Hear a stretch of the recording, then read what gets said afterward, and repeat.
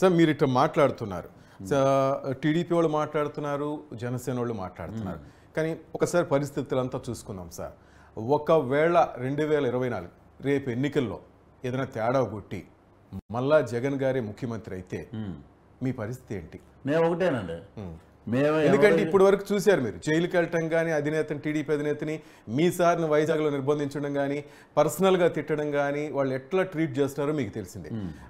అమ్మ అక్క ఈ లాంగ్వేజ్ అంతా వాడుతూ మీరు చెప్పిన ఒక బ్యాచ్ అంతా రేపు చేయి చేసుకునే స్థాయి కూడా వస్తుంది. ఆల్రెడీ జర్నలిస్టుల మీద మీరు చూసారు అటాక్లు ఎట్లా జరుగుతున్నాయి. ఆల్రెడీ మేము చూసామంటే కొట్టడాలు ఇవన్నీ ఉన్నాయి, అన్నీ జరుగుతున్నాయి. కానీ మేము నమ్మేది ఒకటే సిద్ధాంతం అండి, ధర్మం గెలుస్తుంది. ఈసారి ఒకటే మాట చెప్పానండి, ఈసారి అటో ఇటో అయితే రాష్ట్రం అధోగతండి. ఇది బీహార్ గేహార్ కదండి, శ్రీలంకలో జరిగింది చూసారా లాస్ట్ పేజ్ మొన్న, అలాగే అయిపోద్దండి రాష్ట్రం. చాలా మంది ఒకటే నేను చూసిన కొంతమంది ఇళ్లలో కొన్ని సామాజిక వర్గాల్లో ఏం చెప్తున్నారంటే, ఏమండి మేము కానీ ఈసారి కానీ మేము ఓటు వేయకపోతే కూటమికి మేము ఇక్కడ వ్యాపారాలన్నీ వైండప్ చేసేసి ఛత్తీస్గఢ్ ఎక్కడికో వెళ్ళిపోవాలి, ఇండియా వదిలి.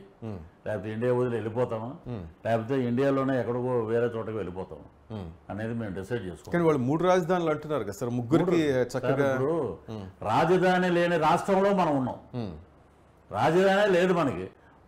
ఉన్న అమరావతిని వెలగబెట్టలేడు, నువ్వు ఎక్కడో వెళ్ళిపోయి 3 రాజధానులు కడితే. వైజాగ్లో అండి నేను ఆంధ్ర యూనివర్సిటీలో చదివేటప్పుడు ఋషికొండ, అబ్బా ఏముంది అసలు కొండలు గిండలు అంటే అవన్నీ దొరిచేసి, ఇప్పుడు మీ స్టూడియోలో వేసినట్టు గ్రీన్ మ్యాట్లు వేసి మొత్తం ఒక చోట షూటింగ్ చేస్తే ఈ తాలూకా ఆఫీస్ కూడా తాకట్టు పెట్టేశారండి ప్రభుత్వం.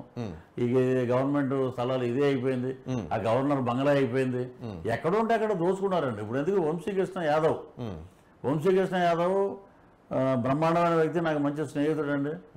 వైఎస్ఆర్సీపీలో నిలబడ్డాడు, ఆయన్ని గెలవనివ్వకుండా చేశారు, నిన్ను మేయర్ని చేస్తా ఉన్నారు. ఆ వ్యక్తి ఎవరో కూడా తెలుసు. మనం ఏ1లు ఏ2లని ప్రోత్సహిస్తున్నారంటే మీరు పక్కన పెట్టుకుని మోడీని అడిగాడండి మన రామ్మోహన్ నాయుడు, ఆయన శ్రీకాకుళం ఎంపీ ఎర్రనాయుడు గారు అబ్బాయి. ఇద్దరు ఏ1 ఏ2లను పక్కన పెట్టుకుని మీరు మాట్లాడుతున్నారంటే ఏంటంటే ఇదే మీరు చేసే నీతి అని అడిగాడు ఆయన. సో ప్రజలందరికీ తెలుసండి ఏంటి అనేది.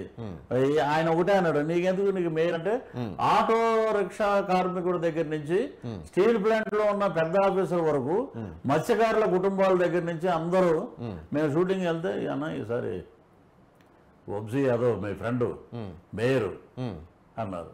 లాస్ట్ మినిట్ లో విజయసాయి రెడ్డి గారు కొట్టే దెబ్బకి మారిపోయింది ఆయన కథ అంతా.